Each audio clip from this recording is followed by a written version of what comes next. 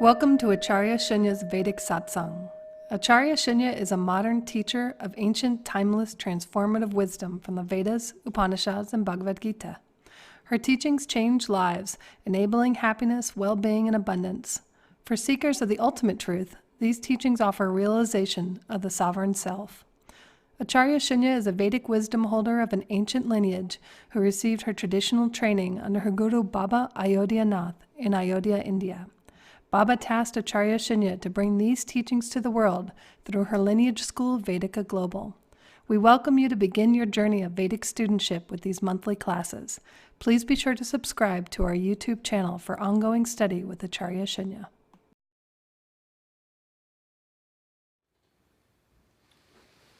Om Tat Sat. Welcome to all the students who have collected here and all the students who are collected worldwide. We are together going to discuss and share some tremendous wisdom that has changed lives over thousands of years.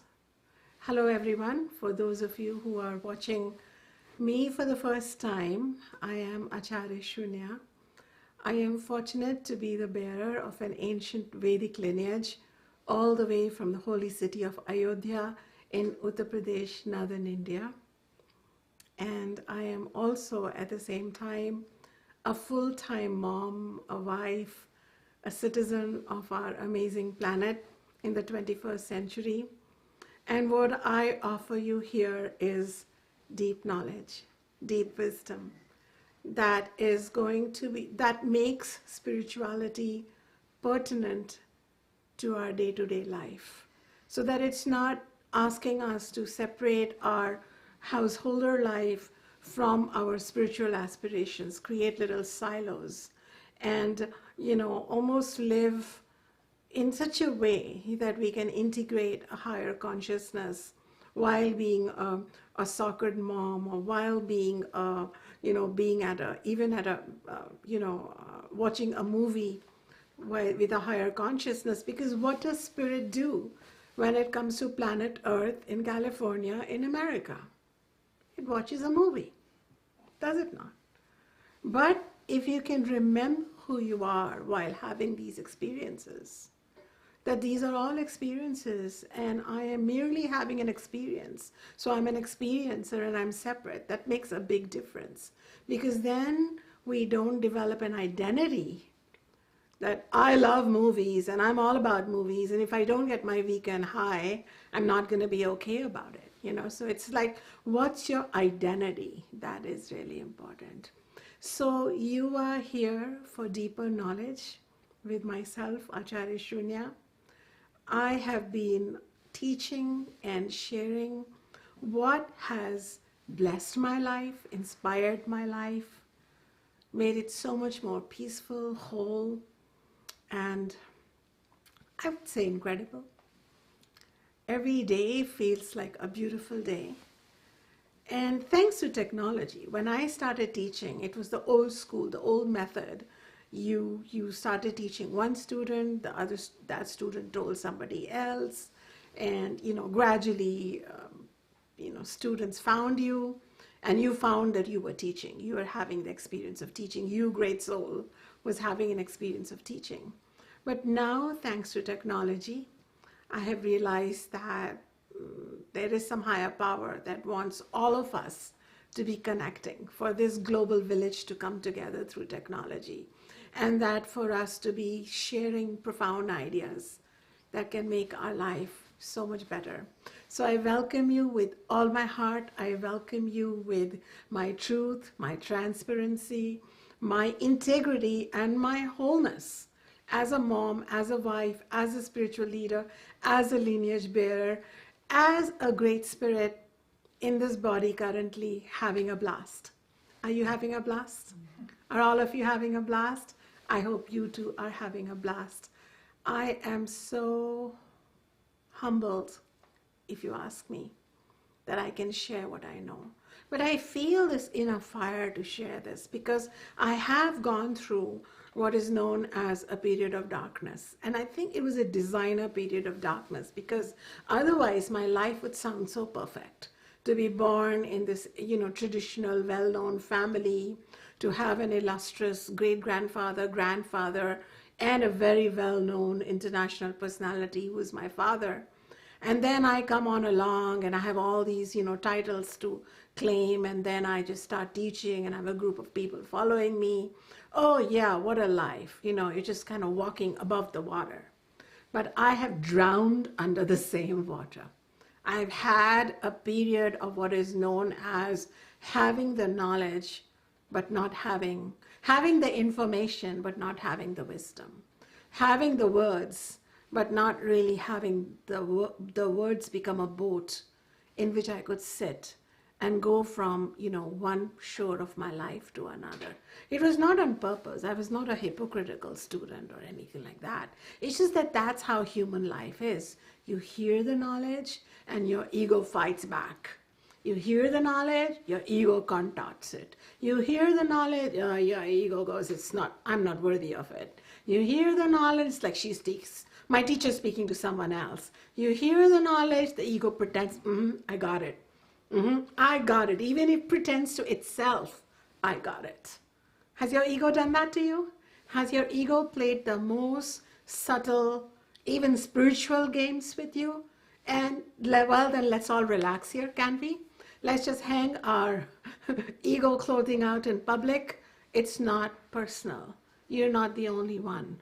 It's universal. And this is what we're all about. We have to understand and gently be gentle with our ego's learning lessons. And then we have to gradually guide it. The good news, according to this most ancient tradition coming out of India, the Vedas, which is the parent tradition of the non-dual wisdom known as Vedanta, Advaita Vedanta, parent tradition of all yoga teachings in the world, parent tradition of Ayurveda. This Veda says, be gentle with your ego, because it has a dual purpose. First, it will distract you, and then when you've worked with it and instructed it enough, disciplined it enough, it will lead you home to something very gorgeous, something very sublime within your own self, which is your own godly self. And because of that, you will discover godliness everywhere, because what you are, you find everywhere. So this ego of mine was first a distractor. It was a projector of all kinds of realities that were not even needed. It made me waste my time. It made me make mountains out of molehills. It made me pursue things that were unnecessary. It made me entangled with trying to sort out relationships that were not even worthy of my attention. It took a lot of my time and energy. But fortunately, because I had this knowledge in the background, because I had heard the Vedas, because I had seen, it really helps if you have a role model who has walked with their head held high, with their spiritual spine radiating Om. I'd seen one person, Baba, my teacher. So I knew that there has to be another way. There has to be another way. And that is what allowed me to rub my lower self with my higher self. And gradually what came through is me, the blessed me, the happy me, the peaceful me, the calm me. There was a time in my late 20s, early 30s where I had decided I can't do relationships. Relationships are not for me. And I enjoy relationships. They're working for me. Mostly I got to see what false expectations I had put on relationships and how unwilling I was to really give and share and truly love, truly love. It was all about, are my needs being met? Am I being allowed to be who I am? There was just no flexibility within me. So it was not about just finding out how bad I am, but it's about finding out what are the amazing parts of me, and can I be more amazing? Can I truly embody love? Can I truly embody light? It's been a journey, my dears. But it's been a fruitful journey, because I have to say that some of my most disturbing relationships were turned out to be quite fruitful as a laboratory for my own growth. I'm enjoying many of them. When you become spiritually balanced or successful, it doesn't mean all the relationships would be perfect. I just want to dismiss right now, in this first few minutes of my satsang today, this myth that you attract who you are. It's not true. Because then Jesus was Jesus. He was not attracting his stoners and pelters. Buddha was not attracting students who walked out on him, or his cousin who manipulated and maneuvered his students against him. You can only embody your highest consciousness, but Lord Krishna has said in the Bhagavad Gita that there are two kinds of people: the conscious people and the unconscious people, the sleepwalkers and the awakened beings. The awakened beings carry purity, and the sleepwalkers carry impurity until such time they are awakened. And when you are going through the universe, there is a good chance that as you awaken, you can at least respond in an awakened manner when sleepwalkers throw stones at you, when they conspire against you, when they continue to be asleep, continue to be unconscious. But because you're conscious, your peace of mind, your blessedness, your happiness won't be snatched away from you completely. I kind of like that. I kind of like not having to take responsibility for how some unconscious, self-entitled, self-absorbed person behaves towards you while you are coming with dharma and purity. Would you agree? Or do you like the fact that this complete mirroring theory, it doesn't make sense. It makes you responsible for the whole world and for war that is going on, and abuse that's going on, and and miserableness that's going on. But the Vedas are so practical. They say, go ahead and focus on your own awakening. As a result, you will be able to behave in an awakened manner no matter what's going on. So the concept of an awakened being known as Sthita Prajna in the Bhagavad Gita, which is one of our ancient texts, is not about a person who's just having a perfect time, everybody is saluting them, everybody's cheerleading for them, everybody's curtsying to them, everything has worked out for them. No, they are more like a lighthouse where the waves are still crashing, but the lighthouse is standing sthita, stable. It's standing on its own convictions and its own awakening. So I guess this is what my life is about. My life is about switching on my own light amidst deep, deep darkness. That is why the Lord Buddha said, Appa Deepa Bhava, become your own lamp. There might be hurricanes around me, but I feel like I'm living in a hut where it's warm and cozy. Do you like that? Do you like that image? That's how you can walk into a corporate room where everybody is conniving against you. Your boss doesn't like you because you're brilliant. Your colleagues don't like you because you're brilliant. And the juniors don't like you because you're brilliant. That's how you can walk into a boardroom or into a relationship, a situation where you don't know what others think of you. They don't like you, they may not like you, but you walk in being your own favorite person. How do you like that? I'm my own favorite person. I'm my own cheerleader because I am face to face with my own ego. I'm taking care of it. I'm taking care of my little one inside me who gets traumatized quickly, who throws traumas quickly. I'm also the parent. I'm also the spiritual God within. And all of it is held together, and you're walking with your own conviction. You are your own lighthouse. Would you like to do that? If you would like to be your own lighthouse, I would like to hear from you. You don't know this, but this new platform that I've started once a month that I will keep increasing, probably even teaching weekly basis, 30-minute classes on YouTube. I would like to hear from you. I don't want this to be a monologue. Because then, as a spirit, it's not a lot of fun for me. And one of the permissions I've given myself is that I change agreements if things are not fun enough and joyful enough. There is no push on me to do this. I'm doing this if you find it joyful and I find it joyful, and we can co-create a joyful, useful, awakening experience. So if you feel that you too would like to be your own lighthouse, if you would like to be your own favorite person, then write to me yes. Write to me a big, bold yes. I would like to hear that from you, because then I will continue cultivating that theme for you. I want to take our conversation further.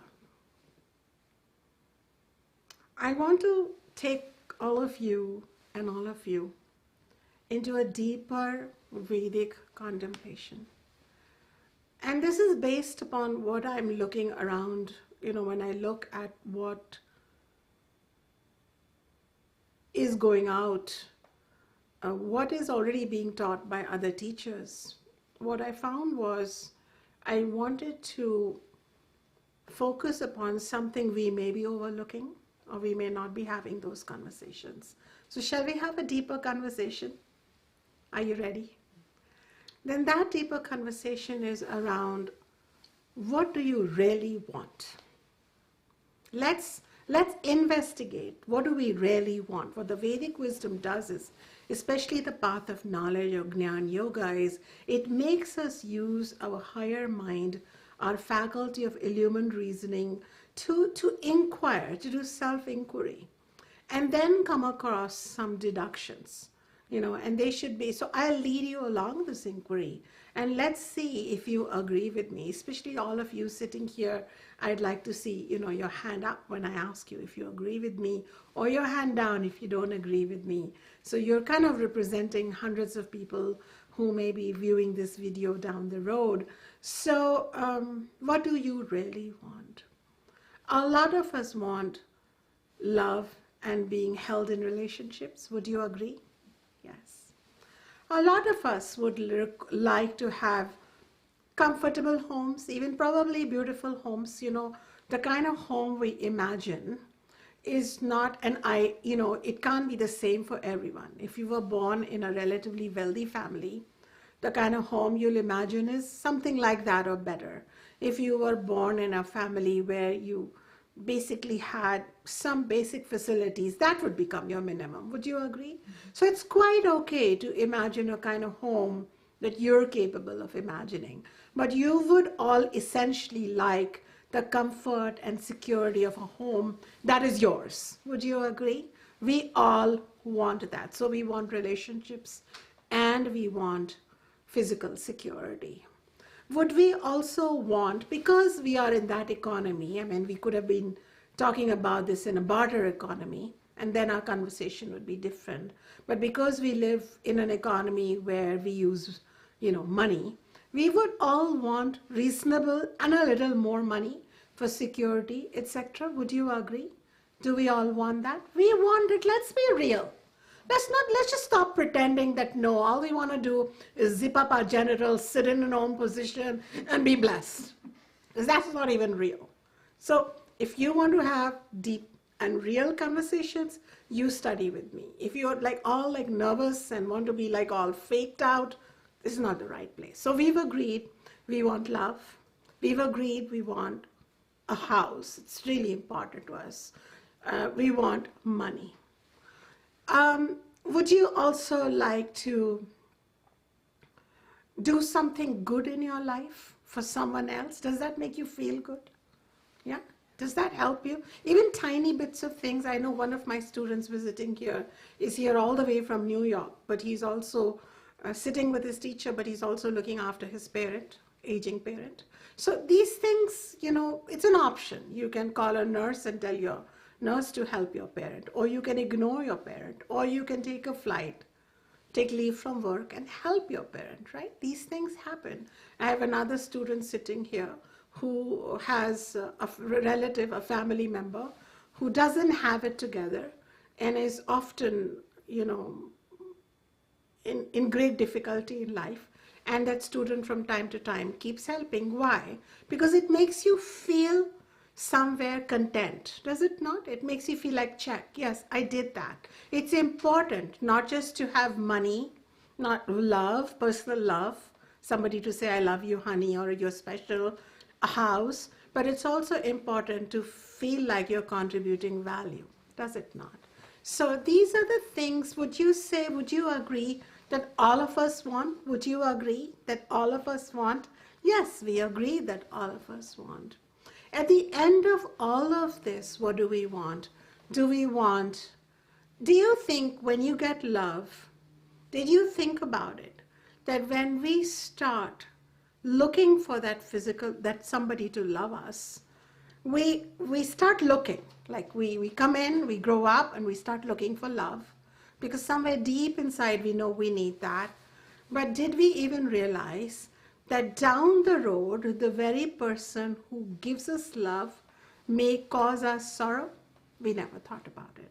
We never thought about the fact that though we may get love from someone, probably that person could die and leave us sorrowful. We never thought about that.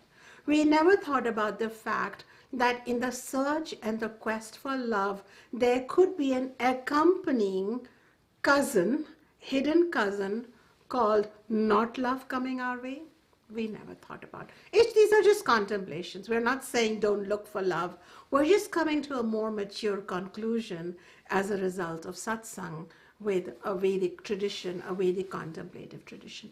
So when we look for love, we often come back with sorrow. But say we were to find love, say despite all the travails, you did find love, you went to therapy with that love, you sorted it out, talked it out. Ultimately, what is the ultimate value of all your effort? Tell me yes or no. Are you not looking for peace? You know you have love if you have peace in that relationship. Similarly, you start looking for a property, you go to a broker, you go to a house, you get a fixer-upper, you do everything you can, you paint your fence white, then red, then blue. You do what you can ultimately to take a breath of peace. Would you say that? Peace. What about money? Money for a vacation, so that at the vacation you can have peace. Money to take care of your old age so you can have peace of mind in your old age. Yeah. Money to have the clothes you can wear, good looking clothes also, stylish clothes also, so that when you mix with everybody, you look same or different or better, and you ultimately have peace from that. You don't feel angst from not belonging or not having clothes to cover you, etc.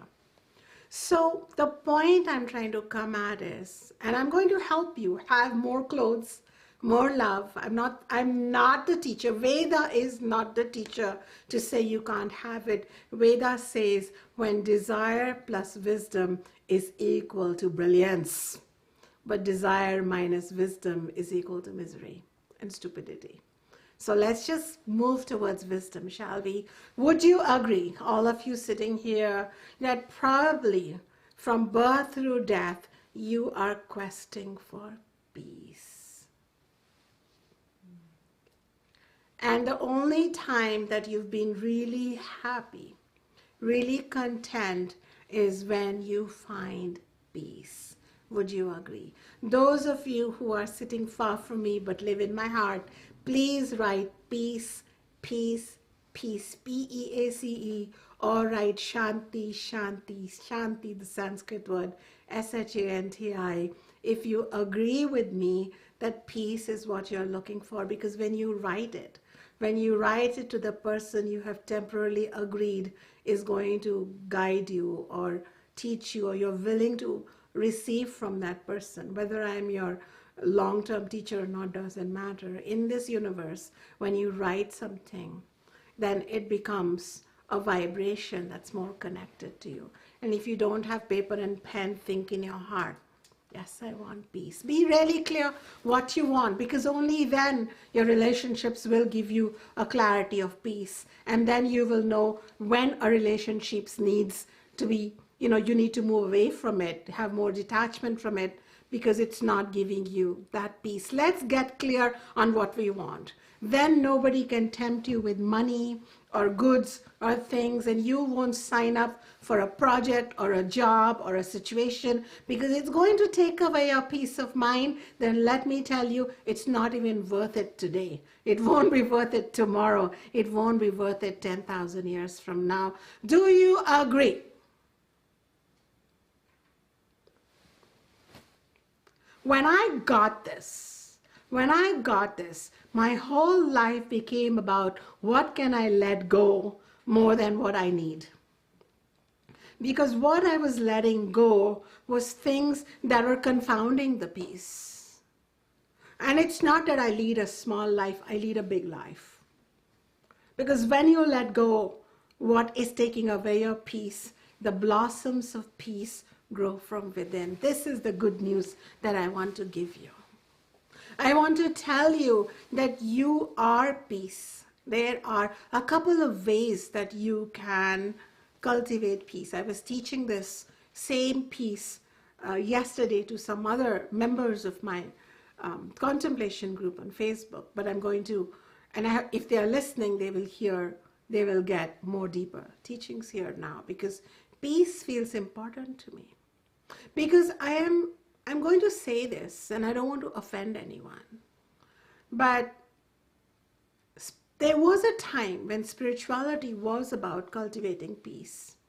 It was about cultivating something different from the world, something nobler, something subtler. And now in the Kali Yuga, or in the 21st century, or in this current gross vibration of the universe, materialists have become spiritualists, or materialism has entered spiritualism, and spiritualism has become reduced to attract what you want. And when that didn't work, let's manifest what you want. But what are you still manifesting? A house, a lover,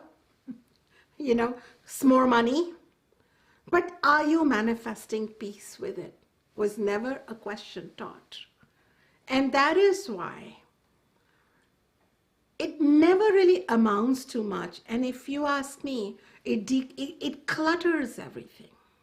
It confuses everything, because now in your spiritual practice, may I manifest a house? May I manifest a lover? May I manifest a white fence? May I manifest a dog? And it's confusing. It confuses. What we have to understand is you are meant to be enjoying the material bouquet of this world. You are. The difference is you have to be separate from it. And you have to build peace within you. And as you become filled with peaceful vibrations, you take peace into your manifestation or attraction of a lover. You take peace into your manifestation or attraction of a house. Does that make sense, or is it confusing you further? Does that make sense? So there are various ways of cultivating peace. One piece is the quick peace. You want a house, you get a house, you're peaceful. Phew, 5 million down the road, lots and lots and lots and hours of time spent, a lot of frustration, and now you're peaceful. Until now you want carpet in your house. Now the peace goes away. Now you're calling contractors, you're trying to get the best carpet. It's just an example. I have carpet in my house. So I'm not saying it's not about carpet or housing. It's just about, it's a kind of peace that you get piecemeal. It's a peace that you get piecemeal. It's a nice peace, but that can't be your only peace. This is now where yoga comes in. All kinds of yoga, which can now connect you to a deeper peace, so that when you're working with your contractors, when you're getting your house, you have more peace. Would you like that? So you're not only dependent on piecemeal peace, because then what you really manifested, why you took this human birth, was to enjoy yourself. That enjoyment goes away. And what is the point then? And while you are busy trying to attract and manifest and get this and get that, age comes and death comes. So we want to cultivate more peace. Are you ready for more peace? Then right after taking this 1-minute break, I will be back to teach you how the different yogas can help you cultivate a more abiding peace.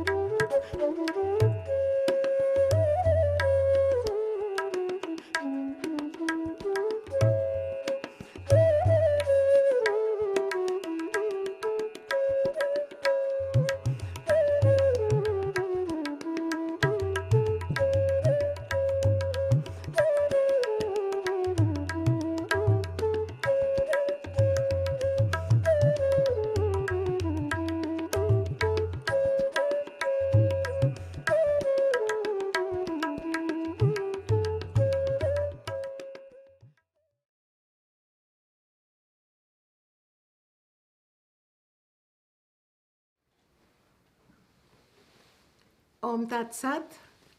The word yoga is an ancient Sanskrit word. It means union.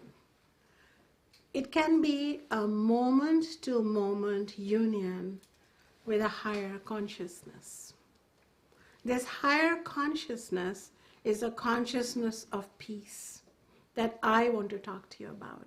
How can you use yoga to become peaceful while caught up in day-to-day life, trying to work on difficult relationships, trying to deal with hard to nail down contractors probably in life, dealing with job loss or demotion in a job or difficulties in your boardroom, in a day-to-day life while you were trying to earn some money, for example.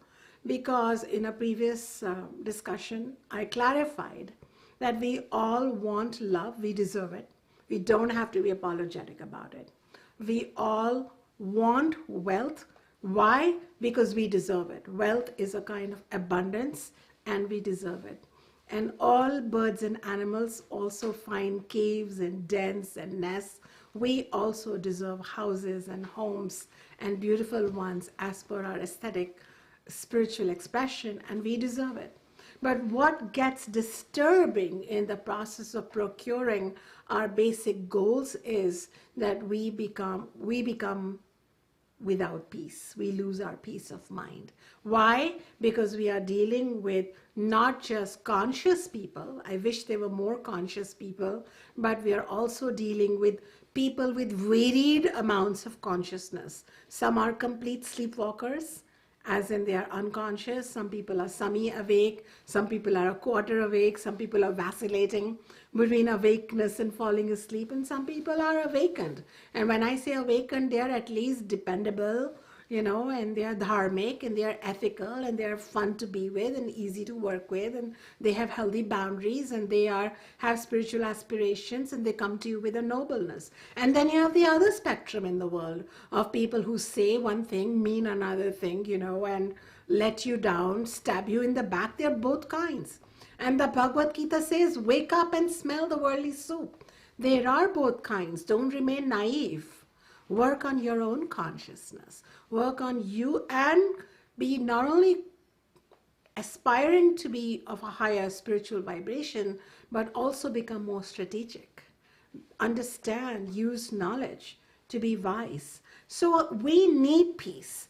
And because the peace gets fractured in our day-to-day life, we want to use the system of yoga, which comes from ancient India, which is a sub-science of the Vedas, the parent tradition, a sister science of Ayurveda.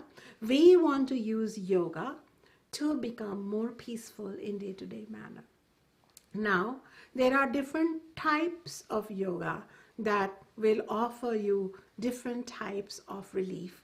And let me just, in brief, give you a few teachings from each type of yoga. This specific teaching might change your life. I feel what I'm about to offer you is not from a book. I've not read a book to teach you this. I have read only the cryptic verses, but I have utilized them in my life. And I can tell you this, that once I was not peaceful, not because I'm a monstrously crazy person, but like any other human being, you're a well-meaning person, but your peace is getting fractured in life. But when I started employing this yoga techniques and teachings, it made all the difference. So let's begin with what is known as karma yoga. In karma yoga, what you can do is what you understand here, it's a very basic attitude level change. And in short, then there are two attitudes that you have to bring into your awareness. The first attitude will be that I am not going to lead my 24 hours, of which you are awake for about 15, 16 hours. I'm not going to spend my time super controlling everybody other's behavior. I will try my best. So it almost needs a little level of separation and leaving all of this to a higher power. That's it. This is very helpful because this is almost like you're not making much headway in getting your house built on time, or having your kitchen shelves done on time, or having your relationship keep up their relationship promises on time. But it's almost like you deciding to bring in a higher power between you and the other, between you and the project, between you and the dream that you are trying to achieve. You're bringing in a third, and that third is a higher power. I'll talk more about the higher power later, but we cannot deny, if you're watching this video, you cannot deny that there is a higher power. Without that higher power, we have been given this body by the higher power. We've been given this life and this dream by the higher power. We didn't choose it. We didn't decide it. So you bring in this higher power, and your first attitude is, look, I'm interacting in this noble way because whatever I do, I offer to the higher power. This is between me and my relationship with the higher power. What that does is it restores your peace. For example, if you're somebody who's really polite and nice to the person who sits across you in your office, that person is always mean. There is a tendency to want to be mean back. Well, I'm always nice. I always bring them a cupcake. I always share my latte with them, and they never do that. So why should I be nice to them? And there you get all caught up and become more and more peaceless, unhappy, joyless. But what if you said, I always share my cupcake because this is a relationship between me and a higher power, that I have a cupcake to be generous about. So if you start offering your actions not necessarily to that person in front of you, but to a higher power, then you will have less fracturing within you. And when you receive something back from that person, such as that person may offer you back a cupcake symbolically, or doesn't, and in fact gossips about you to the other person, all they do is just bribe people with cupcakes. It's a gross misunderstanding of your generosity, of your love, of your niceness. It's a gross diminishing of who you are. And you can say, all right, The higher power wants it to be this way. It's okay. It's all right. This is, it's almost like you are developing a deeper relation. It's just a coming in. Does that make sense to you people? It's not a fixing. You didn't fix it. It's not like you went in and you could say, hey, you unconscious, sleepwalking, cupcake eater, without gifting me back cupcakes and being thankless for the cupcakes that come to you. Do you know? No, it's like I offered the cupcake because I have relatives somewhere else in the supernatural realm. I have a higher consciousness which is connected with a God consciousness. So this is karma yoga, your actions. Karma here means actions. It's a yoga through your actions. Don't become so fractured. That's what you do. So this is the beginning. These are two attitudes. What you give, you bring in God between you. And what you get back, you bring in God with you. This will have two benefits. Sometimes things will come your way and you won't get all egotistic and bloated up. You'll still remember God. And when things don't work your way, you'll still remember God. And you don't know why God is doing this, why you get the cupcake or you don't get the cupcake back. But the point is you have God. And God, in my understanding, is a gorgeous G, omniscient, omnipotent O, D dimension. So you connect with something more, and I'll keep talking about God to you. But whenever I connect with God, I connect with something gorgeous, something omnipotent versus that small person trying to make me impotent. And it's a dimension. In the Vedas, we'll talk more about God, time permitting, but God is not just a person or a book, but it's an allness. It's an all-pervading principle. It's an intelligence that you cannot deny. It's everywhere, and that is why in the Vedas, we have hymns like God is in the blade of grass, God is in the surf of the ocean, God is in the pebble, and that is why, they put God out of the box. God is not just a person sitting in a cloud. God is, when you enter the God realm, you've entered a higher universal principle, a presence, a dimension. So that is what karma yoga is about. And if you can do this, if you can bring God, that makes a big difference. Then let us talk about another type of yoga. There are many types of yoga. Yoga is not just physical exercise. Yoga is not just working out. Yoga is a working in. So there is another kind of yoga, and that yoga is known as Upasana yoga.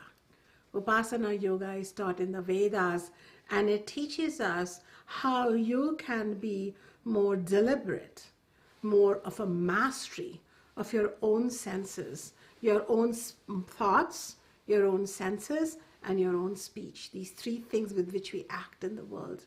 And you cultivate a mastery of it, which I'll keep teaching you I have taught already in this global satsang, how to have mastery over your speech. I will teach more about how to master your senses and finally master your thoughts, which I'm also continuing to teach.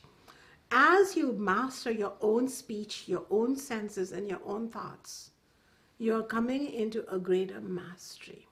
Now, even if somebody backbites about you or something, you can choose to think a thought like, that person seems to be unconscious. They are asleep. They are metaphorically asleep to the fact that we all share a common consciousness. They are asleep to their own humanity. I need not take this as an attack on me. So you've thought different thoughts because your thoughts are up to you. How many times, and some of you are very old students of mine here. I am, by the way, talking to you also. If you're joining me now, I don't know, after 100 years after I've taught this, or a few hours after I've taught this class live, but I'm also talking to you, and I'm also talking to students sitting here who've been with me for many years, studying with me. And how many of you felt, let me know with your hands, raise your hands, give me a signal, that people were doing things to you and they were playing with your thoughts, and your thoughts, you had become diminished and small, and you were feeling like your peace was gone, and then you chose to think a thought, and that thought took you back home to radical peace inside you. And in fact, the more the person discombobulated in front of you, showed you their smallness and their meanness and their nastiness, because your thoughts were up to you, you actually became more and more quiet, more and more peaceful, and more grateful to know this knowledge that your thoughts are up to you. All of you. Thank you.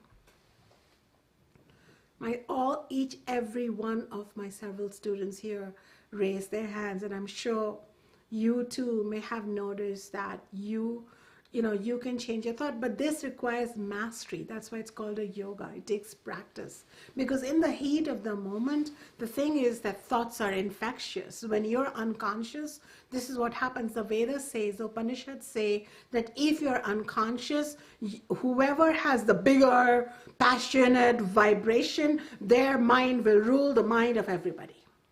So to have mastery, your mind has to be more inward with this knowledge that I'm teaching you, that you are the master, you are the self, you are a spiritual being, and you get to have almost like a virtual or a subtle boundary around your thoughts. Otherwise, have you noticed this? You're not a gossiper, but you sit with a group of people who are gossiping, you start gossiping. You're not a lusty person, but you sit with lusty people, your lusty memories or buried impressions come up. Does that happen? It happens. And I'm not against sex, but I'm against lusty, out of control. Why would we want to be out of control in any of our vibrations? We wouldn't. That would not be dharma. So, but if you have upasana yoga under your belt, your peace is truly up to you. Truly up to you. I have been challenged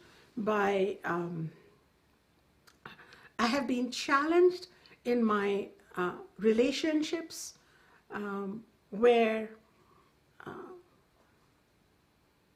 when I was not understood, when I was younger, I could not express myself, and my very eloquence would go against me. Where people would say, well, you're so eloquent, you can say what you want, What I started realizing was that my speech was my fragrance. My thoughts was my devotion to me. My senses served me. And I started withdrawing into when I want to talk in a relationship, when I want to defend myself, when I want to assert myself. Everything became part of what only in the Vedas we have this word called self-worship, Atma-nivedanam. I just started using all my faculties to cultivate my peace, not just defending myself, not just being offensive, not just being tit for tat, but more like it was a serene cultivation of inner peace. Does Upasana Yoga help you? I hope if this much I can leave within you, this desire that you can cultivate a mastery, and you don't have to be reactive. You don't have to have knee-jerk behavior when that contractor example is not working with you, or the person who had promised you eternal love is cheating on you, for example, or behaving in a manner that undermines you. What you must understand is you don't want to lose your spiritual cash, which is peace. Because I'll tell you where peace will lead you. It's not just peace. Peace is a goal unto itself, and then it leads you to something else, which I want to talk to you about. The third yoga that I want to talk to you about is Raja Yoga, given to us by sage Patanjali, also known as the eight-limbed Ashtanga Yoga, and or Hatha Yoga. It is a subset of Upasana Yoga It has become more popular, but actually it is a more advanced yoga. It cannot be done by everybody. It requires disciplining of the body, and ultimately it leads to very high meditative states. In Hatha Yoga,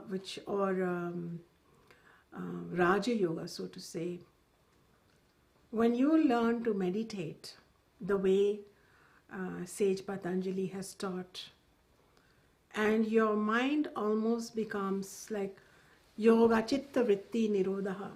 There are no vrittis, or vritti is the Sanskrit word for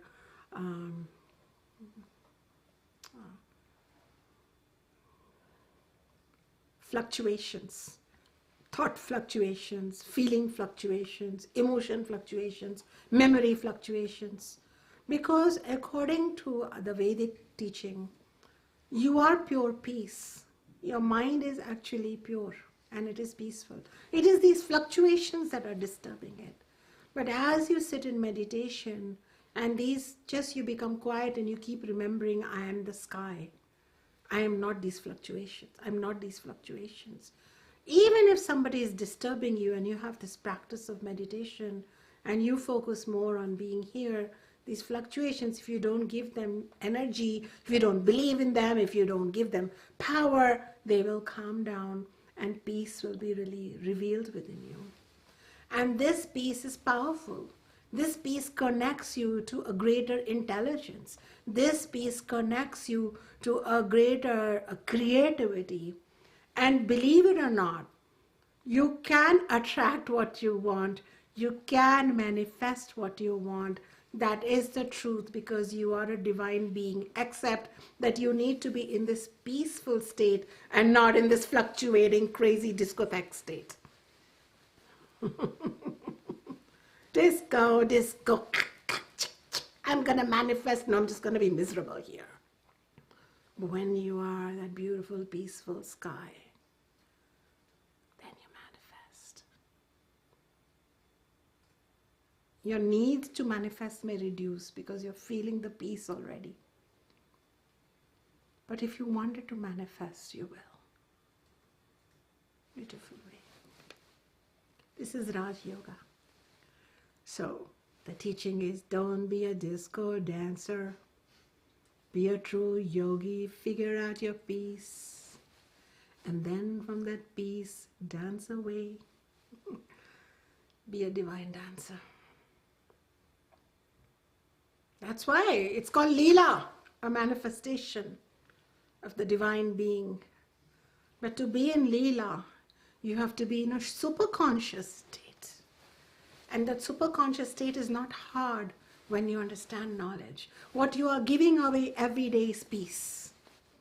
What you are getting back in turn is you got the last word, you told somebody something. Get your peace and keep it. Then we are talking about Jnana Yoga. This is the main teaching of my lineage. We're teachers of Karma Yoga, Jnana Yoga. Jnana Yoga is the path of knowledge, self-knowledge. Knowledge of what? Knowledge of your true self. Knowledge of who you really are. You see, nowadays I find spirituality is about, here's how you can breathe better, you can feel better. But, Jnana Yoga likes to ask questions like, what are the problems of life? What makes you increase those problems? Why are these problems existing in the first place? Because of our own mental state. What can you do about the problems? And once you stop feeding those problems, what are you going to find? A problemless, amazing, cosmic state, or a being within you, which is your true state, known as Atma, the boundless one, or Brahman, the infinite one. So the path of self-knowledge of Jnana Yoga is not a light path. It really goes right in and says, here's the problem. I've been leading you to an inquiry. It's not a fun inquiry to say, oh no, I'm building my house by losing my peace. I'm cultivating a relationship and losing my peace. The whole thing was for peace, and I don't have peace, and no wonder I'm so lost, going round and round, chasing my own, tail. And then I just, in a short way, I have shown you how you can regain your peace by inquiring into it and cultivating it. And you cultivate it in Jnana Yoga by recognizing this. Here is the teaching of Jnana Yoga. I am peace. Shantoham. Shantoham. When I get lost here and there, I lose my peace. But I just take one step back, take a deep breath, I have peace. Does that happen to you? You're all caught up, talking to someone, sorting it out, sending an email, defending yourself, being offensive with someone. You're caught up in the world. You're caught up in what you're seeing. And then you go, back. You're peaceful. Have you noticed that? Why? Going away from yourself is lessening of peace. Coming back to who you are is peace. That is the teaching of Ayurveda also. The definition of health in Ayurveda is swasthaha. When you're established in self, you're healthy. The more you move away from yourself, your true nature, you are unhealthy. So Shantoham means I am peaceful. I am peaceful. Let me lead you through an exercise, all of you. And to be in that exercise, sit with your right hand above your left, right here. Yeah. Let me lead you through this. I am an ancient being. I am an immortal presence. I come to you in peace because I am peace. Even a short engagement with me gives you peace. I can experience peace within without reason. The houses come and go, lovers come and go, parents come and go, aspirations come and go, necklaces and jewels come and go. I experience pure peace now. It's a complete peace. It is a desire-less peace, a content-less peace, a dream-less peace. It is complete now. There is no future aspiration to this peace. There is no time requirement for this peace. This peace is happening right now. I experience it. Shantoham. I am peace. Shantoham. I am peace. Shantoham. I am peace. I am peace because I of the stars and the moons and the whole universe, I who belong to the divine allness, I who is that divine allness, has incarnated in this body and mind with the senses. The senses are vagabond and run here and there. The mind is naive and believes the senses. The body follows along. But today, through receiving Jnana Yoga, I understand I am the master of my body, the master of my mind, the master of my senses. How relieved they are that I have come and I have told them that they need not run around hither and thither. In my presence, all is peaceful. We shall enjoy this experience of the earth, the Bhuloka. We shall enjoy its buffet of the 5 elements. We shall enjoy lovers. We shall enjoy sex. We shall enjoy food. We shall play in wealth. We will have vacations. Everything will be there, but not for peace, but to bring peace to it. Nothing can give me peace outside. It is only a dream, passing, passing, passing. I am the only constant, the observer, the peaceful one. I bring peace. Shantoham, Shantoham, Shantoham. I require nothing. Take everything away from me radically right now. In your mind, think of everything going away. You are alone, but you are complete with your peace. This peace is yours. It is yours. It is yours.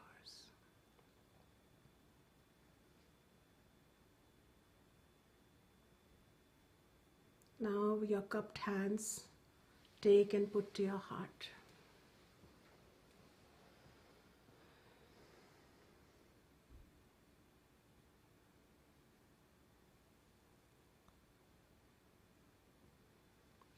You did not have a profound experience or a mystical experience.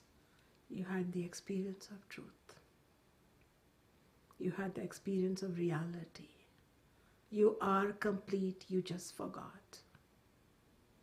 This forgetfulness, as per Jnana Yoga, the path of knowledge from the Upanishads, is known as a spell that has been cast over all humans, so we forget. It takes a teacher and but a few moments to remind you what you are, you cannot forget. Peace is within you. Peace is within you. Welcome back, dear students. Are you experiencing your truth? Beautiful. From this peaceful place, you write a book, you plant a garden, you nurture a relationship, or you let go of a relationship. You manifest what you want.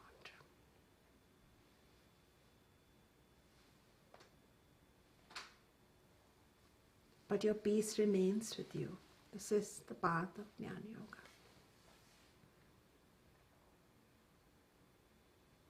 When I come back after a 1 minute break, I would like to talk to you about God and how God can be a source of profound peace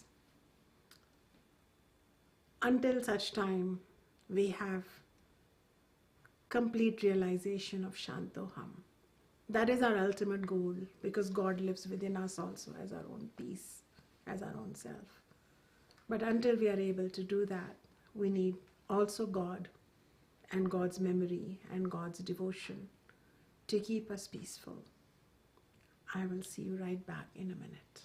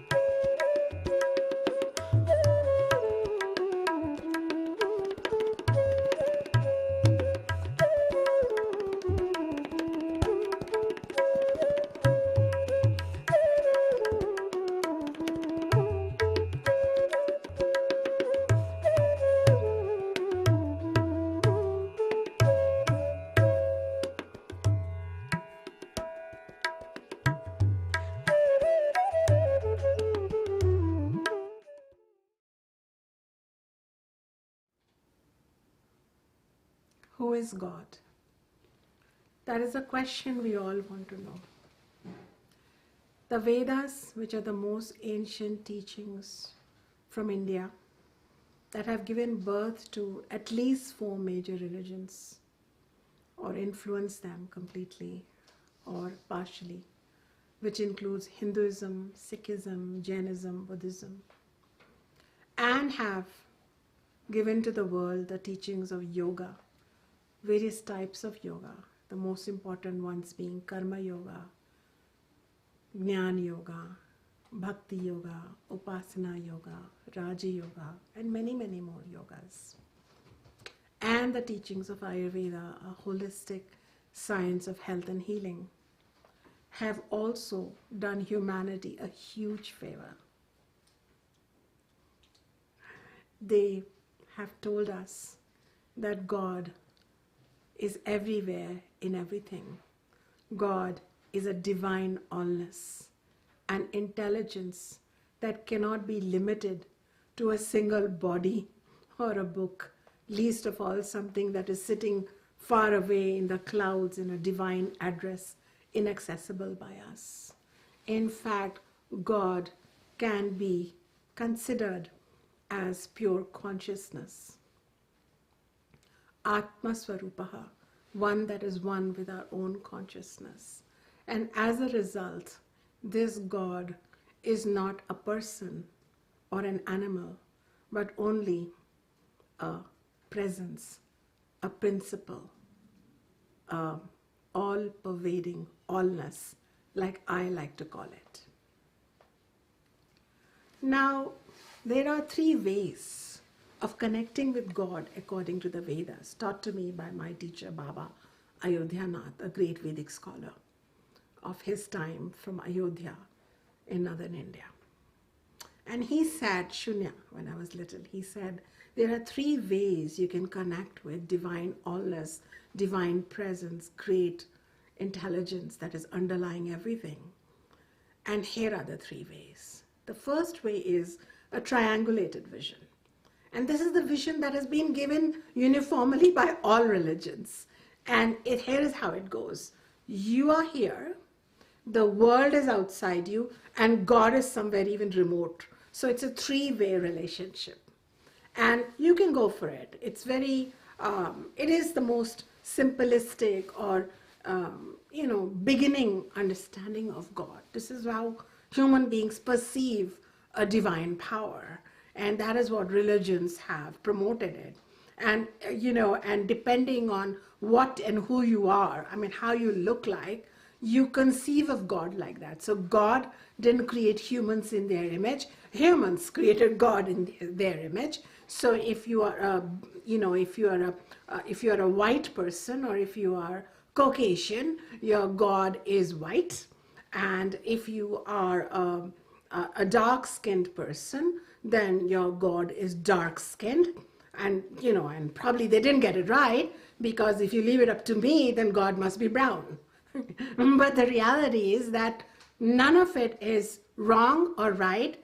It's just the way human beings interpret it. It's like, well, God must look like me. And if we humans had a 3rd ear, we would probably imagine our God to have 3 ears. And that is why in Hinduism, the idols are not God, but they are ideals of God. And so the Hindu religion, which was inspired by the Vedas, said, well, God must be omnipotent, so God cannot just have 2 arms, let's give them 10 arms. So the imagery of Hinduism is aligning with the inherent namelessness and formlessness and the indivisibility factor of God. So, in this triangulated vision, it's great, except that it's a little bit fear-imposing. If you're a child or a person alone, it's like, first you got to please one set of powerful beings in the world, and then you also need to please God. And, there's a fear coming from God. You got to please the gods. It's a triangulated vision. So Veda takes it forward and says, here you go, let's put you in the world, and so let's bring the world and you together. Let's bring God and the world together, and you're separate. So now you see the world as sacred. The mountain is sacred, the pebbles are sacred, the grass is sacred, the people who come to you are sacred, and the people who are being difficult to you are also sacred in terms of teaching you something, helping you see something. So this already improves the situation. This is the birth of higher consciousness and dharma in the universe, in the manifest universe, because we don't go looking for God. We don't wait for death to find God, to go to heaven. When you have this second vision, where world and God are one, at that time you can, do what is known as a devotional service towards not only other human beings, but plants and animals and creatures, and look after the whole ecology. The rivers become sacred, mountains become sacred. And this is probably where we see in the early part of Veda, hymns to the fire, to the river, to the mountain, not representing a million different gods, but representing the million different manifestations of that one divine, common, underlying consciousness. I hope this helps you, because it brings you closer to God. You don't have to go finding it. And in every eye that's looking at you, you find God. We have a bird that has given babies in our backyard right now.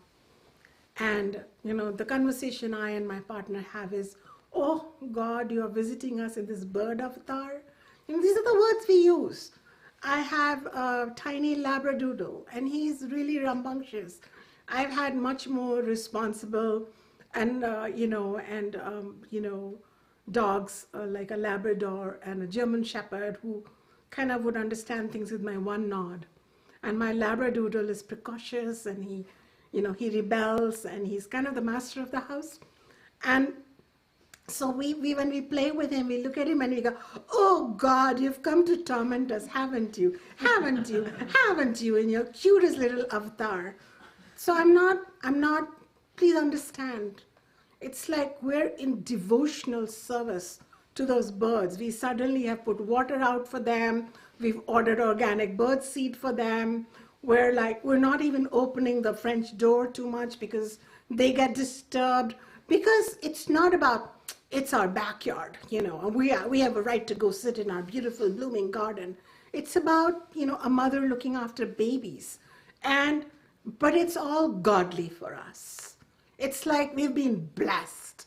We've been chosen by God, and then the decision was, what? The deers must be thirsty in the summer, so we should put out a container for water. So what can we do to serve? What can we do to connect? What can we do to forgive? What can we do to transcend? What can we do to hold everybody's hand? So this is the second view. And the third position is, which goes into the second part of the Vedas, or the end part of the Vedas, known as the Upanishads. These are the ancient texts, which says, well, if God and world are one, and you are part of the world, you're not separate, then God is in you. Your true self, you have God potency in you. You have a gorgeous, grand dimension, omnipotent, omniscient, original, for the O, dimension in you. And then you realize, oh yeah, that's when you study the Upanishads, and the Upanishad says, Chaitanya Sarupaha, God is nothing but pure consciousness. This awareness with which you chant for God is God. And that is where, there's an Upanishad called the Kena Upanishad. It's a Upanishad of about 35 verses, and it begins with this profound question, whom, the word Kena. Kene shitam preshitam patati preshitam manaha.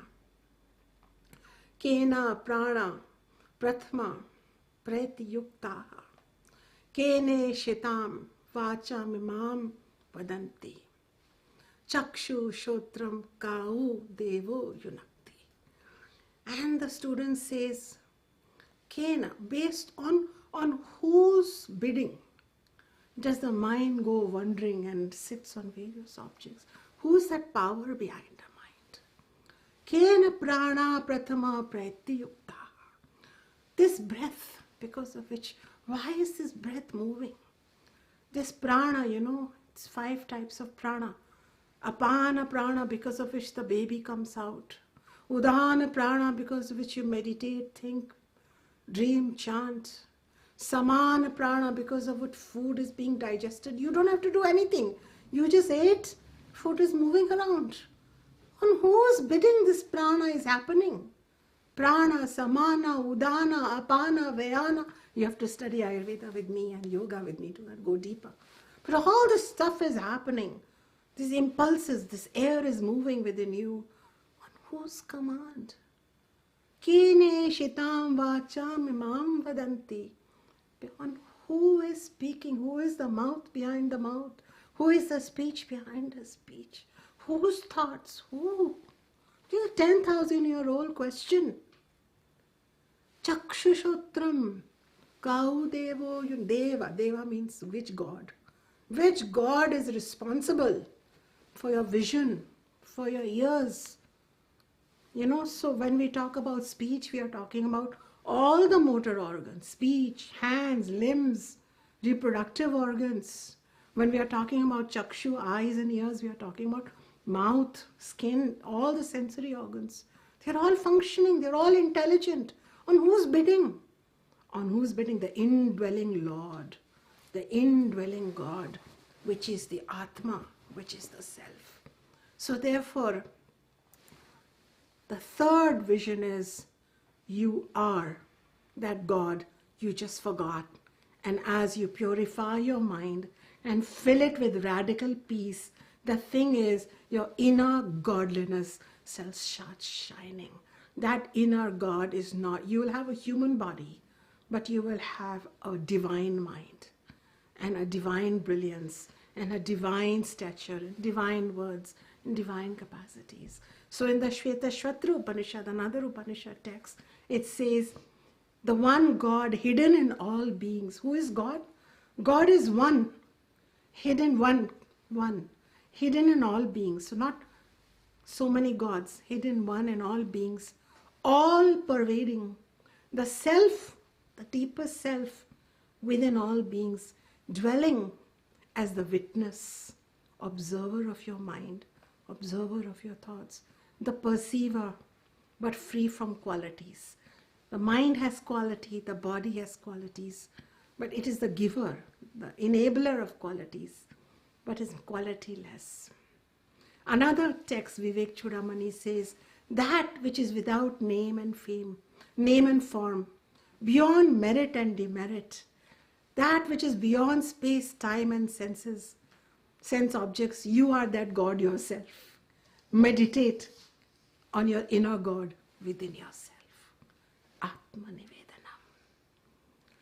In the Atharva Vedas, an ancient text, it says, God resides within the self, though unseen, invisible. Kena shitam. So, this amazing understanding of the three types of relationship with God, and understanding that God is basically arupa, invisible, pure consciousness, all-pervading intelligence, but it can take on aneka rupa, many forms. The Veda says, you want to worship God in a sari, go ahead. You want to worship God sitting in a lotus, go ahead. You want to worship God as Jesus, go ahead, or as Buddha, or as Guru Nanak. Because for the ordinary person, it is not easy to think of an invisible, omnipotent, omniscient God. And the difference between God and you is, with this presence conceived like a all-pervading allness, is that while your body and mind has an ego, this God transcends ego, so it is not limited to one body and one point. So therefore God is in every ant, in every grasshopper, in every butterfly, in every human being, even in the darkest criminal, God is lying unmanifest or unknown, but God is there. As individuals, we possess limited capacity of knowledge. We have alpa shakti, we have some knowledge, we are very proud of it. We hang our degrees, we show off our knowledge, we use it. But this Ishvara is omniscient, this God known as Ishvara in Sanskrit, which means light, source of light, is omniscient. So therefore this God, we have some memory of our past. We don't even remember what breakfast we ate 4 days ago. But God is, this intelligence is all-knowing of past, of present, of future. This God is a witness and knows all our actions. That is why there is another hymn which says, "Why should I go and talk to you in the temple? You are watching my every action. You know my every desire. Please fulfill it." You know everything. It's watching you from within. As individuals, we possess limited power, Shakti. Limited jnanam, limited knowledge, and limited Shakti. But Ishvara is all-powerful, possessing absolute potency. It has support for the entire universe. Universes come and go.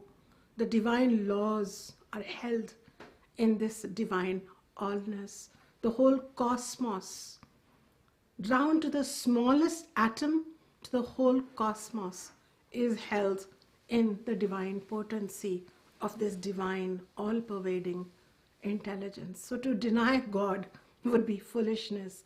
To accept God as one form, ekarupa, many forms, anekarupa, or formlessness, which is the truth, arupa. Oh, you have freedom. Whatever you want to do, you can do. When we start studying God, according to the Upanishads, we have freedom to worship God the way our religions has told us, or we can see God everywhere. And then we start getting supported by this God.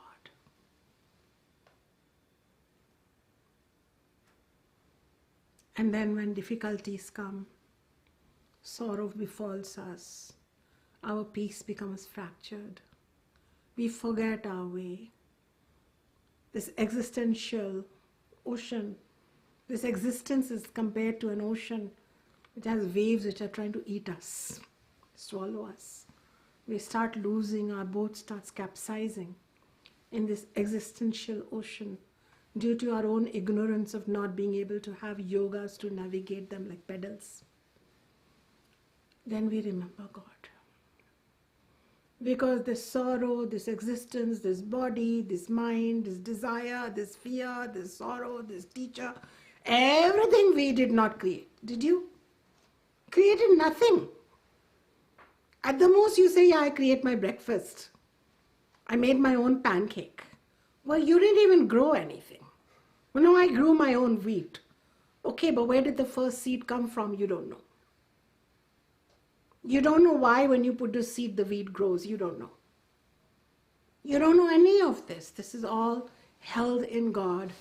And this Ishvara, which is everywhere, at all times, because it is not limited to one body, so is everywhere, anywhere, at any time, in all bodies, in every blade of grass, to every person, to every pebble, to every particle of sand, all-pervading God. May this God help me reconnect to my peace. Therefore, Bhakti Yoga is the way to connect to your peace moment to moment.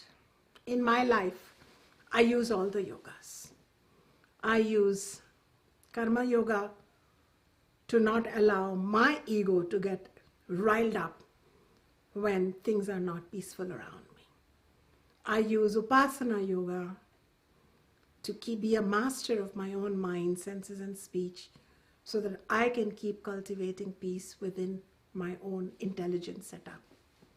I use Bhakti Yoga to connect with an all-pervading, omniscient, omnipotent, formless but undeniable presence, which is God, and asking for peace, abundance.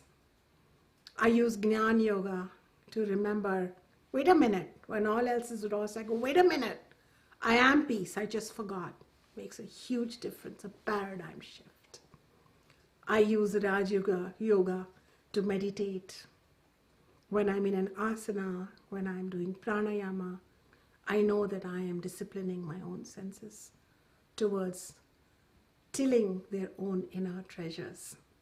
I hope my teachings are filling you with hope. I hope my teachings are ringing some truth in you. I hope my teachings are reminding you of your own capacity, and to remember that you can pursue anything you want, but always remember, what do you really want? You want peace. And that peace is up to you. And here is the good news.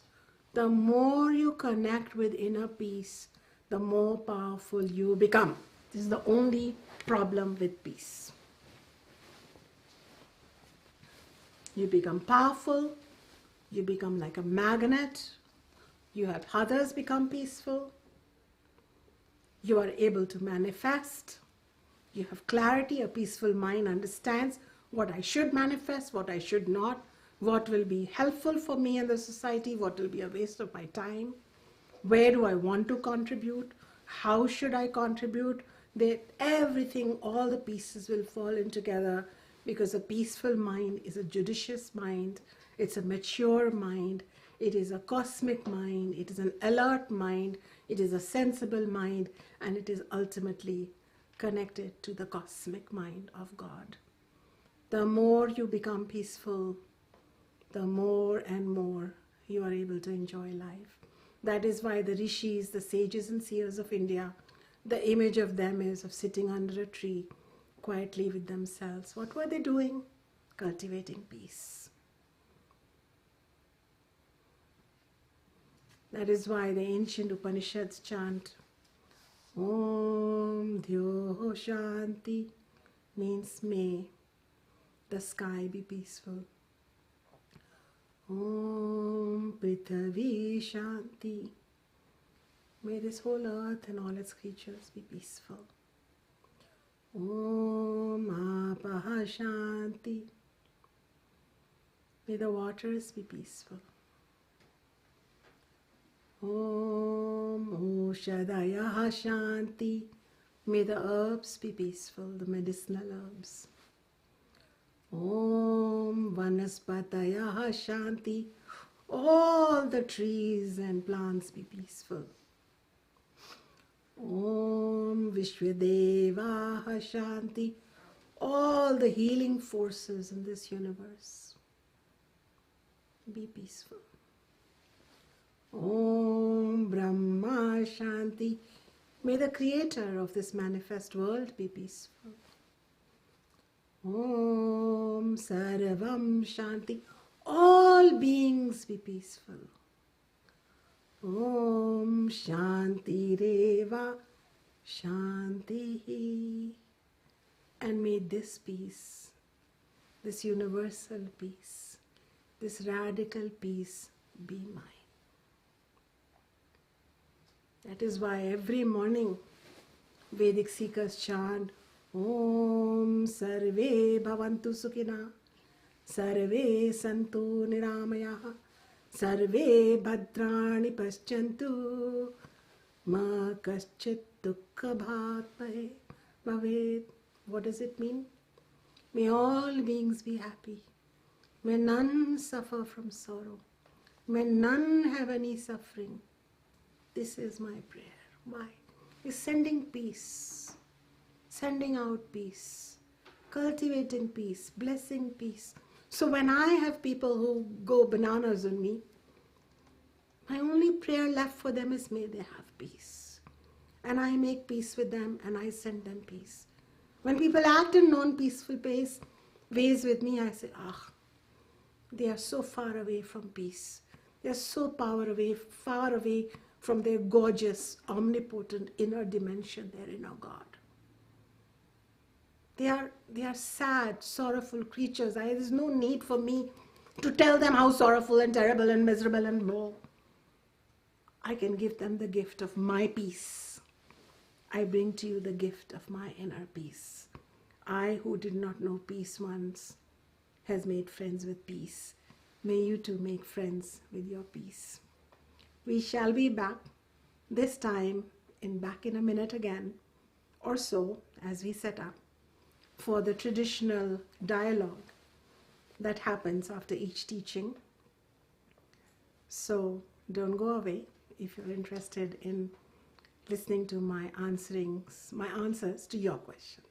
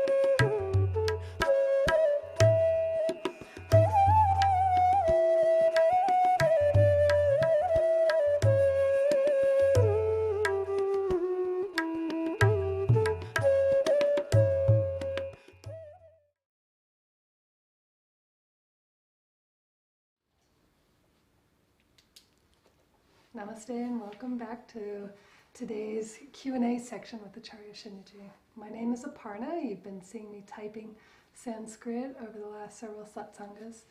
I've been studying with Acharya Shunya for a little over 10 years now, and I have found that these teachings have really changed my life in all manner of ways. And I know a few students expressed in the chat how this has changed their life and how every day they're taking into account these teachings. So I think one of the parts that I love best about all Vedic teachings, whether it's Vedanta, Yoga, or Ayurveda, is that they're meant to be lived experiences. And so everything you're learning, just keep contemplating, keep churning, keep contemplating these teachings, and whether it's for the next week, the next month, the next year, the next 10 years, you'll find that they have a ripple effect through your life and through your relationships. So I'm happy to share some of the questions that came up today. And as of now, we have 3 questions one from last satsanga that didn't get asked that I'll start with,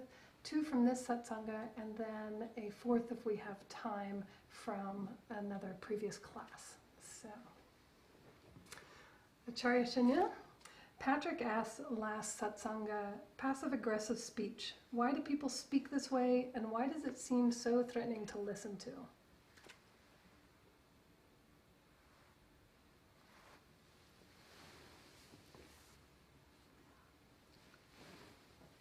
Passive-aggressive and other ways we are not authentic in our speech, or we use our speech to inflict harm or violence, is because it represents not the person's evilness, it represents their self-ignorance. They are estranged from their own true nature. They may be in a spiritual classroom, they may not have even that luck. They may be in a spiritual classroom, but their ego may not be allowing them to absorb the knowledge or make it part of themselves. And when you are not in your true power, when you are not in your true spiritual understanding that the self in me and the self in the other person, or let's just say the essence in all of us, is divine. It's one if you're part of a non-dual tradition, or if at least it's divine, and that the least we can offer each other is non-violent and authentic communication. This arises without having to study Sanskrit or study the Veda or be part of any theological tradition. When the closer you go inside, the more there is the rising of authenticity. But when we are estranged from ourselves, we play games, not necessarily even knowingly. We manipulate others because we are in a fearful place. The ego is only rooting for itself. It's an isolated island, and it's doing these passive-aggressive maneuvers. The best, and the reason it hits you is because, for 2 reasons. Well, 3. It can hit you really badly if you're yourself passive-aggressive because you don't want it coming back to you. That's 1. Number 2, it can hit you is if you are a more authentic person, then you want that back from you. But that's a wrong expectation, because people will only, a cactus can grow only cactus, and lotus can grow only lotus until such time there is divine intervention through knowledge. So you take a person as you get, and you don't waste your whole life feeling sorry around it. It's like where you understand, oh, this person acts this way. That means this person is unconscious. That means I don't want to put all my eggs in this basket. Or if I'm married to this person, or if I'm related to this person, or if I am a child of this person, there is a divine power that wants me to be part of this, either to not have this in my inventory, get some karmic payback from how I was in the past, develop neutrality, and develop some other resources in my life besides this only one passive-aggressive attacking. The 3rd reason this really bothers us is if you are, all of us, even the deepest criminal, the darkest, deepest criminal wants to be treated fairly by the justice system. Everybody wants truth. Everybody wants authenticity. Everybody, feels entitled to get love, truth, honesty, justice, fairness. Why? Because that's the nature of our soul.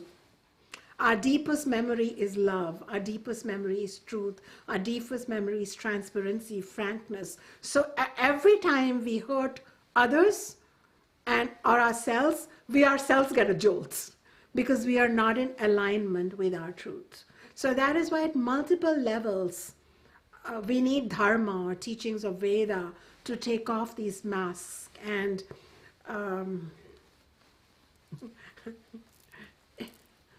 passive aggressiveness is a powerless person. Passive aggressive person is a spiritually unfortunate person. They deserve your compassion, but they don't deserve all your attention. I hope this helps you, Edward.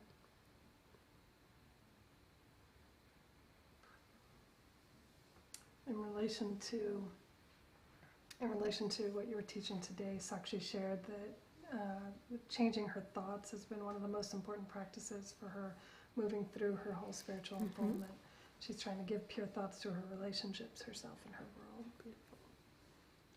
We had a question from a newer student asking, how do you deal with overwhelm from recurring chronic illness while doing every practice available only to have setbacks when it's exhausting your physical body as well as your mental and emotional bodies?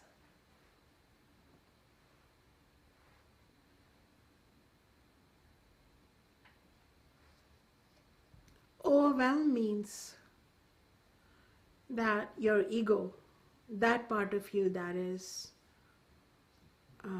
not illumined or close to the self, there is a part of you, part of all of us, my dear, that is the higher mind, that is always in connection with our truth. The same mind gets broken up into two departments, the higher and the lower, or the inner and the outer. The inner mind or the higher mind, that part of you wants to take this class and ask this question. It knows there is a way. It won't give up. There is a lower mind which is also in, where the ego is, it's the domain of the ego too. It's probably very invested in getting better. Oh, I opened a can of worms. I'm an Ayurveda teacher. I shouldn't say things like don't be invested in getting better. All I'm trying to say here is that sometimes when you're exhausted by things not going your way, if you bring God and peace into this and say there must be a reason why things are not going my anyway, and you start praying and meditating and not serenading, but it's like a serenity serenading. It's almost like this is what you wanted, God, that grand omnipotent dimension that exists within me and everywhere. My diseases, my wallet, my relationships, I'm going beyond you and talking now, everything has fallen apart. You're taking, but you are taking. You, the one who gave, you took. What is being left? What is being left? What is being left? And then you will find that what you were not looking at was left. Because you were looking at, my health should be okay now, and maybe something else was meant to be looked at. And once you start looking at that and you cultivate peace with what is, and then you do your practices like my book, Ayurveda Lifestyle Wisdom. Don't do them to get better. Don't do it like that. Do it because it connects you to your inner peace.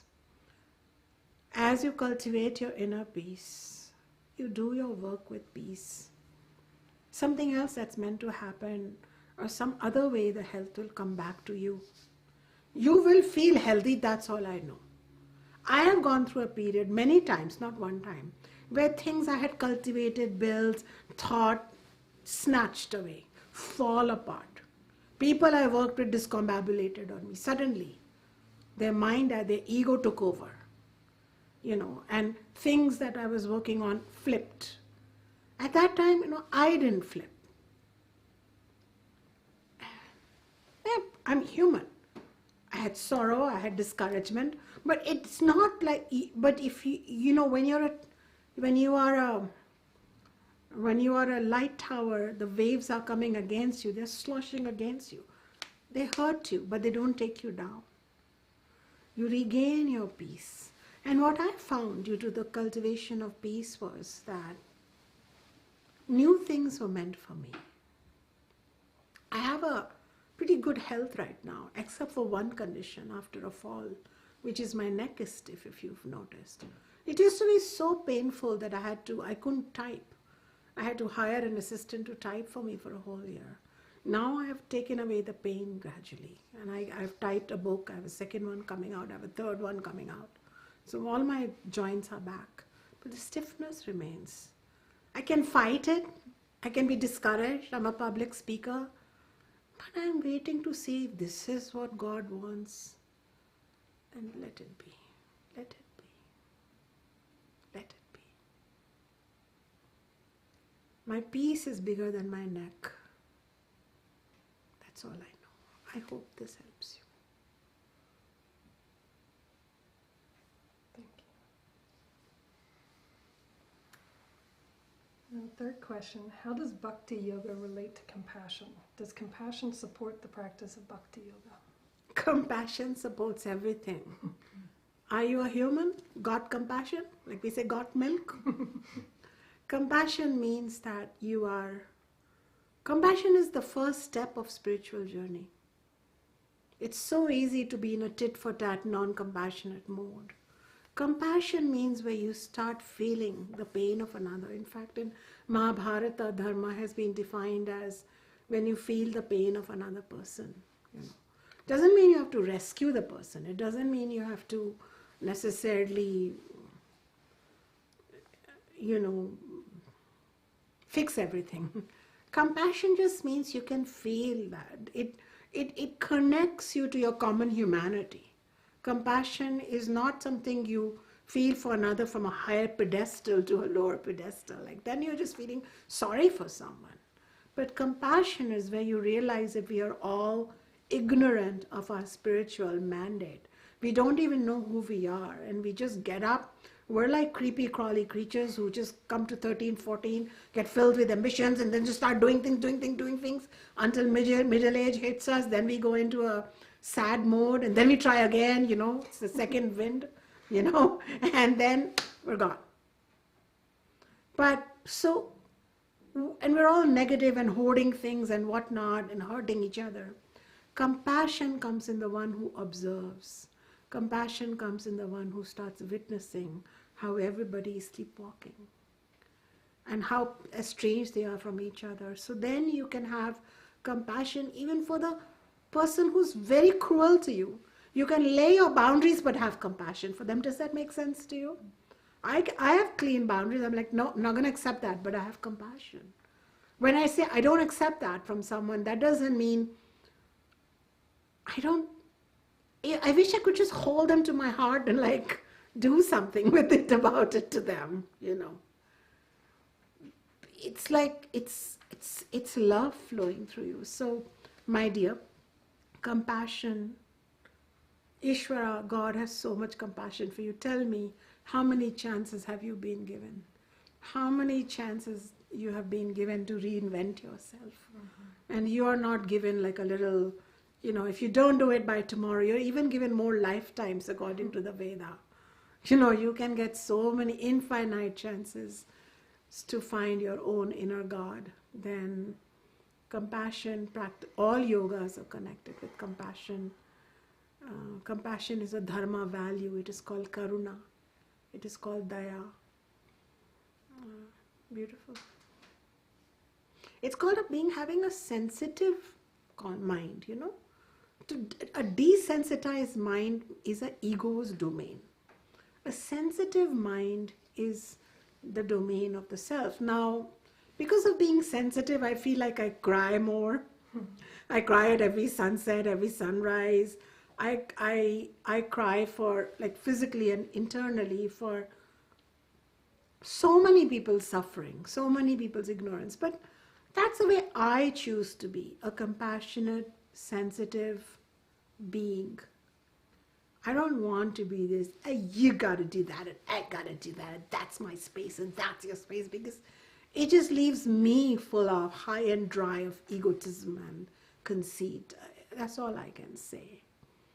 So I had a difficult relationship with one of my uncles, my paternal uncles, cousin uncle, and he was emotionally brutal with a lot of children, including myself and my sister, especially after we became motherless. I was 10. She passed away from a condition she had from childhood. And when we became motherless, kids floating about in a large joint family, we were easy targets, I and my sister. And that uncle is still alive and has probably not said so much in his words that he's sorry, but he cuts a sorry figure because he's 80 plus and alone, completely alone. And I dealt with everything. I dealt with my anger in my healing process. I dealt with my grief, but then as I kept growing in my consciousness, we can grow in body, but can we grow in consciousness? I ultimately understood that there is no sorrier person than him. Unhappy person, miserable person, lonely person, a person who has caused karmic wounds to so many souls. I felt compassion for him, and gradually that compassion set me free, and I could go back to him, and we're actually friends now. And I've been able to instill in him new ideas of approaching things. I'm the grown-up now, in a real way. I hope that helps you.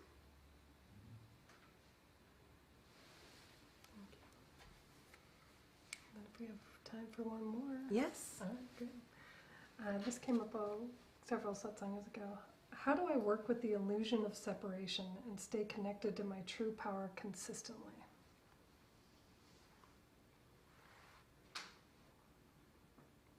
Separation is only an illusion, say the Upanishads. There are many bodies, but we all share a common center. So inside you, inside her, inside me, when we go in it, we'll all meet. We are one. We are radically one. And separation, all the wounds, like all the yonis, earthworms, wasps, tigers, leopards, all the living sentient beings, we all share a common source or a common self known as Brahman, the infinite one. And then each one of us calls it Atman, but they're basically one. Atman and Brahman is one. But to stay in that non-dual space does not come easy until the ego has been illumined consistently by these teachings from the Upanishads. You have to hear them, not read them, but hear them, because hearing, the ears and the soul or the ego have a direct connection. That's why you can read 1 billion books, but if somebody talks to you for 15 minutes about something, it has greater clarity, isn't it? So to understand things, you have to hear them, and therefore in the ancient Vedic tradition, you have to find a teacher, an Acharya of the Vedic knowledge, and you have to daily basis expose yourself to their teachings. And so say you like my teachings or somebody else's teachings, I'm sure you can find ways to not just read their teachings, but hear them. So in my case, you can find me on my various YouTube channels, this one, and for my school's YouTube channel, which we will share with you, that Vedika Global's YouTube channel. So you can find various teachings, and if you've heard them once, hear them again, and then hear them again, and then hear them again. The point is, the ego will say, I know it. I have heard 10 lectures. I've heard it 10 times. The question is, have you lived it even one time? So keep hearing it till you start living it. So the systematic hearing is called Shravanam. And you keep hearing it, and you keep listening to, in the traditional days we used to say, listen to one teacher, because you get used to their style, you understand their examples, and you understand where they are coming from. But nowadays, I don't want to impose those things on you. But listen consistently until you find that while you're driving your car, you're in the middle of an argument and you catch yourself because you remember, wait, it's about peace.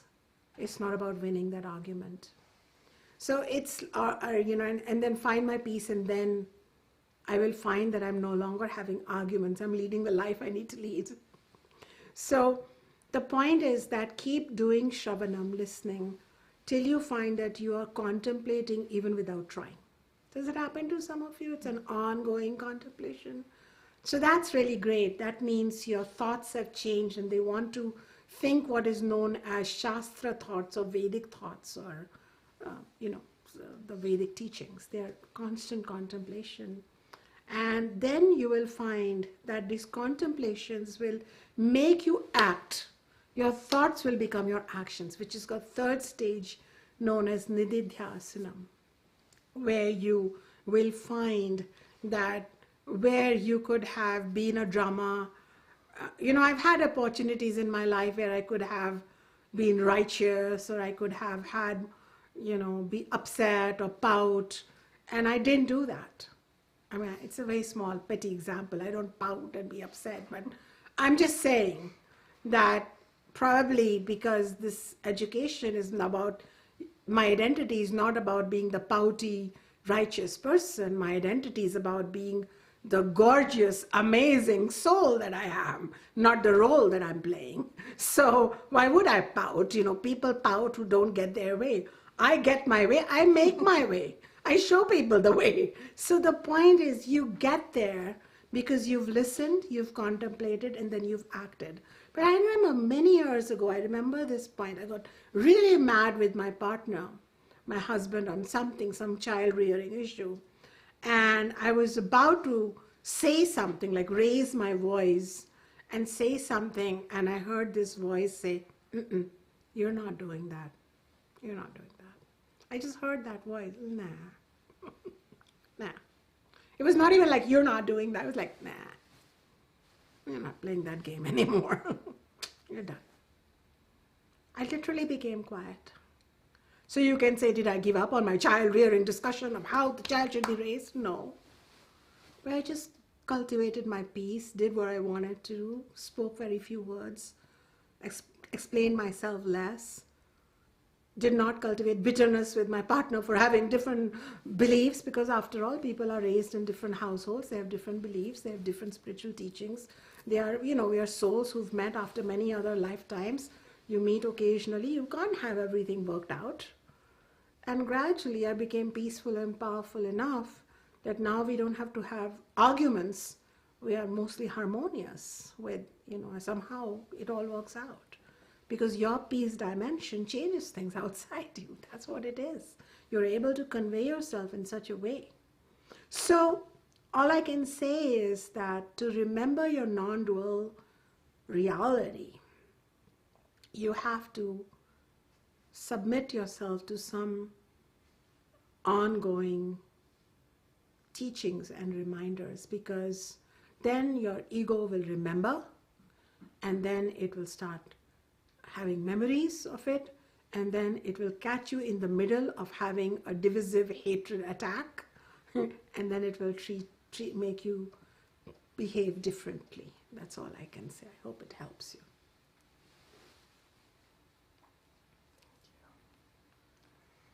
So this is the time to end my classroom. I hope you understand that you come to a teacher like me for deeper knowledge. I would keep showing you what is the problem. We don't like to be shown what's the problem. We just like to be given a solution. Here's a tool, you go figure and use it and get everything you want in your life. I'm going to keep telling you that everything that you're wanting may pale in comparison to who you are and what dimensions you have hidden inside you. While on this journey, keep remembering that grand and gorgeous, omnipotent, omniscient, original dimension, that God, which is outside you, which is everywhere, and inside you as self. Keep remembering that you are not just the body. Stop being so physical. Physicality creates separation, creates territory, and breeds sorrow. Try to be more soft, sensitive, compassionate, flowing like water. Be accommodating. Accommodating, known as Kshanti or Shama, is a Kshanti, Kshanti with a K, is a saintly values. It means accommodating people's stupidities, accommodating people's grossness, accommodating people's addictions, behaviors. When you become a big sky, you can accommodate a few little smokes here and there.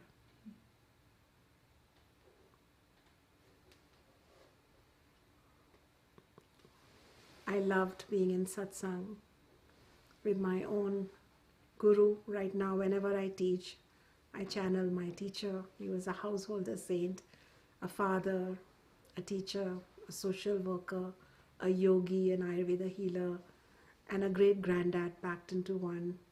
We had conversations. I was a young child. He was a grown-up person.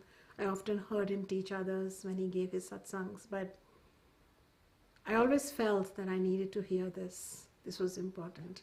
And now I know why, because I had to convey this conversation to you. Thank you. Lovely visiting with you. Om Tat Sat.